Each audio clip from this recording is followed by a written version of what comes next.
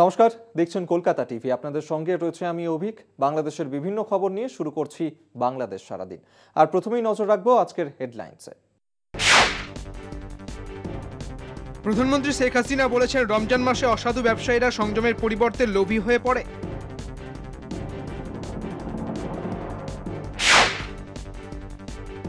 দ্রব্যমূল্য নিয়ে যারা কারসাজি করবে তাদের বিরুদ্ধে বিশেষ ক্ষমতা আইন প্রয়োগে ডিসিদের নির্দেশনা দিয়েছেন আইনমন্ত্রী। মুক্তিযুদ্ধ বিষয়ক মন্ত্রী বলেছেন, রাজাকারের তালিকা তৈরির কাজটি জটিল, গুরুত্বপূর্ণ ব্যক্তির নাম চলে আসে। গত 24 ঘন্টায় বাংলাদেশে ঘটে গেছে বিভিন্ন গুরুত্বপূর্ণ ঘটনা। আর সেই সমস্ত খবর নিয়ে শুরু করছি আজকের বাংলাদেশ সারাদিন। প্রধানমন্ত্রী শেখ হাসিনা বলেছেন, রমজান মাসে অসাধু ব্যবসায়ীরা সংযমের পরিবর্তে লোভী হয়ে পড়ে। তারা পণ্য মজুদের পাশাপাশি দামও বাড়িয়ে দেয়। এসব ব্যবসায়ীদের বিরুদ্ধে ব্যবস্থা নিতে হবে বলে জানান।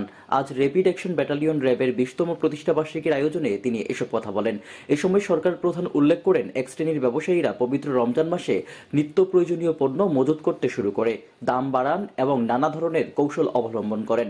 র্যাব সদস্যদের উদ্দেশ্যে প্রধানমন্ত্রী বলেন, এসব অসাধু ব্যবসায়ী ও চোরাকারবারীদের বিরুদ্ধে যথাযথ ব্যবস্থা নিতে হবে। ঈদকে সামনে রেখে জাল নোটের বিরুদ্ধে অভিযান জোরদার করতেও র্যাবকে নির্দেশনা দেন শেখ হাসিনা।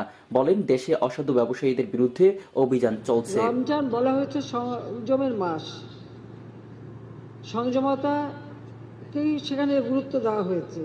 কিন্তু আমরা দেখি আমাদের কিছু অসাধু ব্যবসায়ী আছে, তারা যেন সংযমতার পরিবর্তে আরো লোভী হয়ে পড়ে।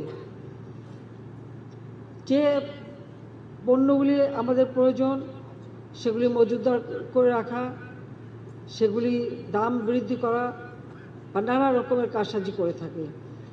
এই অসাধু ব্যবসায়ী এবং পাশাপাশি যারা চোরাকারবারি, তাদের বিরুদ্ধেও যথাযথ ব্যবস্থা নিতে হবে।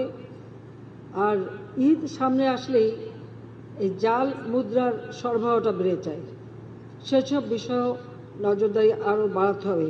যদিও এর উপরে অভিযান চলছে, কাজে সেই অভিযানটা আপনারা অব্যাহত রাখবেন। দ্রব্যমূল্য নিয়ে যারা কারসাজি করবে তাদের বিরুদ্ধে বিশেষ ক্ষমতা আইন প্রয়োগে ডিসিদের নির্দেশনা দিয়েছেন আইনমন্ত্রী। ডিসি সম্মেলনের তৃতীয় দিনে ভিন্ন ভিন্ন সেশনে অংশ নেন স্বরাষ্ট্রমন্ত্রী, মুক্তিযুদ্ধ বিষয়ক মন্ত্রী, তথ্য প্রতিমন্ত্রী।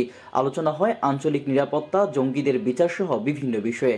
মিয়ানমারের সংঘাতের প্রভাবে যে কোনো অস্থিতিশীলতা সম্পর্কে সজাগ থাকার পরামর্শ দিয়েছেন প্রধানমন্ত্রী। নিরাপত্তা পরিস্থিতি আপনারা জানেন, এটা খারাপের দিকেই যাচ্ছে আস্তে আস্তে। তো এটা ইনশাল্লাহ আমরা রেডি। এবং ওখানে যেটা আমাদের ভয়, যে আমাদের কোনো নাই, যে আমাদের উপর অগ্রাসনের কোনো আমার সম্ভাবনা দেখি না, এবং ওই জন্য আমরা প্রস্তুত। কিন্তু ওখানে যেটা হচ্ছে, ওখানে অনেক বহিঃশক্তি ওখানে হয়তো এখন ইনভলভ হয়ে যাচ্ছে, যেটা অস্থিতিশীল পরিস্থিতি হলে সব জায়গায় এখন গিয়ে সবাই নাক গলাতে চায়। এটা ওই ব্যাপারে আমরা নাক গলাতে মোটেও চাই না। মুক্তিযুদ্ধ বিষয়ক মন্ত্রী আ.ক.ম মুজাম্মেল হক বলেছেন, রাজাকারের তালিকা তৈরির কাজটি জটিল, গুরুত্বপূর্ণ ব্যক্তির নাম চলে আসে। মঙ্গলবার রাজধানীর উসমানী স্মৃতি মিলনায়তনে জেলা প্রশাসক সম্মেলনের তৃতীয় দিনের অধিবেশন শেষে ব্রিফিংয়ে তিনি এসব কথা বলেন। মন্ত্রী বলেন, কমিটি করে দেওয়া হয়েছে, তারা কাজ করছে। তারা তালিকা জমা দিলে তা প্রকাশ করা হবে বলে জানান মন্ত্রী।